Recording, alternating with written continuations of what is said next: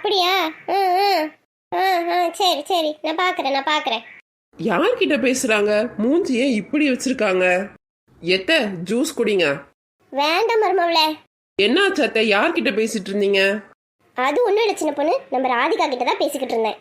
என்னவா நாத்துக்கு? அவசரமா அவளுக்கு ஒரு 50,000 தேவைப்படுது சின்ன பொண்ணு. அதான் என்கிட்ட கேட்டுக்கிட்டு இருந்தா, நான் பாக்குறேம்மா என்கிட்ட ஏதுன்னு சொல்லிக்கிட்டு இருந்தேன். அடடே சின்ன பொண்ணு, நம்ம சொன்ன உடனே கழுத்துல இருக்க நெக்லஸ கழட்டி இந்தாங்க அத்தைன்னு கொடுக்க போறா. நாத்தனாருக்கு ஒரு பிரச்சனையும் எப்படி பாஞ்சு நகையை கழட்டா. தங்கமான மருமவளே, வெள்ளிக்கிழமை அதுமா கழுத்துல போட்டுருக்க செயினை கழட்டி கூடாது மருமவளே. நீ நாளை சென்று கழட்டி கொடு, நான் ராதிகா கிட்ட கொடுத்துறேன். எதே ஏன் நெக்லஸ ராதிகா கிட்ட கொடுப்பீங்களா? எத்த நீங்க வேற, அவ ஃபோன் பண்ணி 1/2 மணி நேரம் ஆகுது. இந்நேரம் ஆட்டோ பிடிச்சி இங்க தான் வந்துகிட்டு இருப்பா. இவ வேற 50,000 ரூபாய் கேட்டிருக்கா.